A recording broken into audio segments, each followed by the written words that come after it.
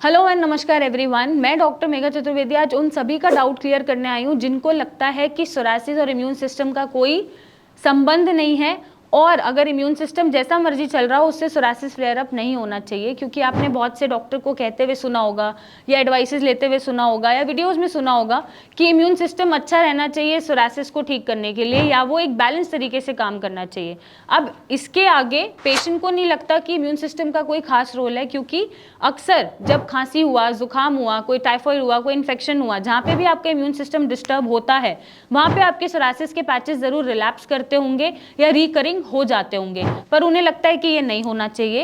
ये एब्सोल्युटली सच्चाई की बात है कि सोरासिस और इम्यून सिस्टम आपस में लिंक्ड है, क्योंकि सोरासिस अपने आप में एक ऑटोइम्यून बीमारी है और इसमें जो आपका इम्यून सिस्टम है वो हाइपर एक्टिवली काम करता है और अपनी ही बॉडी का दुश्मन बन जाता है। ऐसे में जब कोई भी इन्फेक्शन उसको बाहर से होगा या एडिशनल कोई भी डिस्टर्बेंसेस आएंगे हेल्थ वाइज या इम्यून सिस्टम वाइज, वहाँ पे आपका सोरासिस और ख़राब हो सकता है या रिलैप्स कर सकता है। अब अपने इम्यून सिस्टम को बेहतर कैसे बनाना है इस वीडियो में हम बात करेंगे। सो नंबर 1, जितनी भी चीज़ें हैं जो आपके इम्यून सिस्टम को ख़राब करती हैं या ट्रिगर करती हैं या आपका गट माइक्रोबायोटा ख़राब करती हैं, जिसका मतलब है आपके इंटेस्टाइन में गंदे बैक्टीरियाज को प्रमोट करती है, हेल्दी को नहीं प्रमोट करती है, वो चीज़ें आपको नहीं देनी है। अब उसमें जंक फूड आता है, अल्कोहल आता है, रेड मीट आता है, नॉन वेजिटेरियन फूड आता है और भी बहुत सारी चीज़ें आती हैं जो आपको अपने अपने डॉक्टर से एडवाइस में मिलता होगा या आपको एक डाइट चार्ट फॉलो करने के लिए मिलता होगा। और यही एक रीज़न है कि हम इन फूड आइटम्स को कंज्यूम करने के लिए मना करते हैं, क्योंकि इससे आपका गट माइक्रोबायोटा डिस्टर्ब हो जाता है और वो आपको बार बार बीमार करता है और आपका सोरासिस रिलैप्स करता है। नंबर 2, आप चाहें तो एंटीऑक्सीडेंट फूड का सेवन करें जिससे कहीं भी बॉडी में इन्फ्लेमेशन ना आए और आपके टॉक्सिन्स अच्छे से बाहर एलिमिनेट होते रहें। आप जब ऐसे फूड इनटेक करते हैं तो आपका इम्यून सिस्टम ट्रिगर नहीं होता है।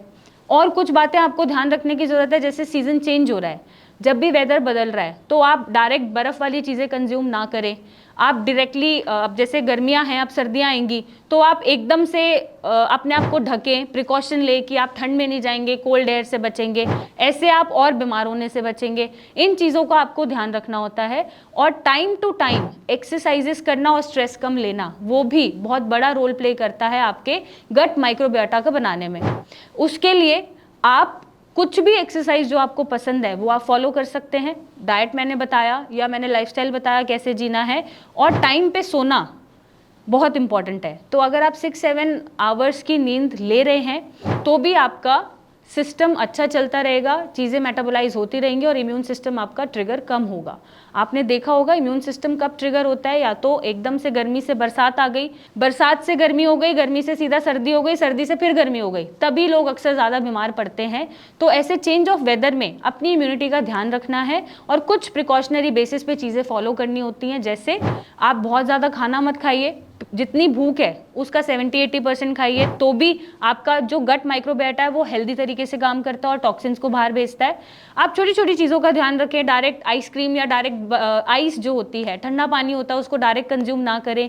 पसीने सूख जाएं उसके बाद ही आप पानी का सेवन करें। एकदम से बाहर से आप आए, पसीनों में आप हैं या कोई भी स्पोर्ट खेला, एक्टिविटी करी और आपने डायरेक्ट पानी पी लिया, तब भी आपका गला खराब होगा या बुखार आएगा। या जब भी सीज़न चेंज हो रहा है तो आप उसके अकॉर्डिंग अपने आप को कवर करें और उस टेम्परेचर के अकॉर्डिंग ही आपकी क्लोथिंग होनी चाहिए। इससे भी आप अपने इम्यून सिस्टम को स्ट्रॉन्ग बना सकते हैं और आप उन्हीं चीज़ों का सेवन करें जो आपके इम्यून सिस्टम को ट्रिगर ना करें और ख़राब ना होने दें। और ऐसे आप अपने सोरासिस को रिलैप्स होने से भी बचा सकते हैं और रीअकर होने से भी बचा सकते हैं। और अगर नहीं बचा रहे हैं तो नीचे दिए गए नंबर पे मेरी टीम से बात करें, हमसे मिलने आए और अपने सोरासिस को हमेशा के लिए ख़त्म करें। Thank you and take care.